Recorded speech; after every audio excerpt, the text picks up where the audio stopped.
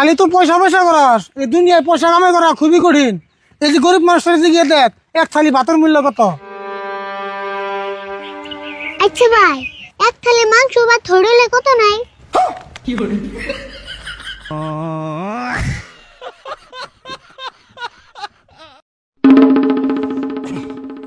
সারিফুল, তুই তো কালকে আমার কাছ থেকে 200 টাকা নিলি, 200 টাকা কি করছ? 200 টাকা দে, এই কলম দিছি। 200 টাকা কলম কিনছ? এটা কোনো সাধারণ কলম না, এটা তো তুমি সারা জীবন লেখা পারবা। সারা জীবন লেখান যাব? এই তো রিক্সি এমন করে সারা জীবন লেখান যাব?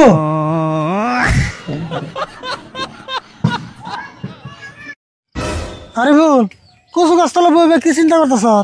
চিন্তা করতেছি, আম গাছে আম ধরে, জাম গাছে জাম ধরে, লিচু গাছে লিচু ধরে, কিন্তু কুচু গাছে কুচু ধরে না কে?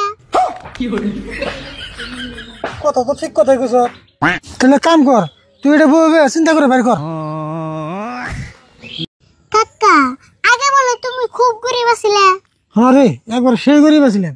তাও তো কি রকম গরিব আছিলে? তোর আর কি কইরা রে ফুল, ইমন গরিব আছিলাম, ভিক্ষা করবেন না তোরা বাড়ি কিনুম সেই পয়সা বসাল না। পরে কি করছি জানাস?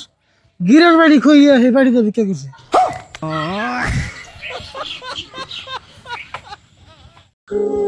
পরিশ্রম এবং কষ্টের ফল সবসময় মিষ্টি হয়। কিন্তু কাকা, সেদিন কেন আমি একটা গাছের থেকে মেলা কষ্ট করে একটা লেবু বললাম, এই লেবু না আমার ঠান চুক্কা হলো। পরিশ্রম এবং কষ্টের ফল সবসময় মিষ্টি হয় না, মাঝে মধ্যে চুক্কাও হয় নাকি? হ্যাঁ, কথাটা মনে রাখবেন। জায়গা পরিশ্রম এবং কষ্টের ফল সবসময় মিষ্টি হয়। কিন্তু কাকা, সেদিন কেন আমি একটা গাছের থেকে মেলা কষ্ট করে একটা লেবু বললাম, এই লেবু না আমার ঠান চুক্কা হলো। পরিশ্রম এবং কষ্টের ফল সবসময় মিষ্টি হয় না, মাঝে মধ্যে চুক্কাও হয় নাকি? হ্যাঁ, কথাটা মনে রাখবেন। জায়গা ছাগলের দাঁতে ছাতা হয়ে গেছে গা, 500 বাড়ি কিছু খায় না, তাও তো ছাতা হয়ে কে?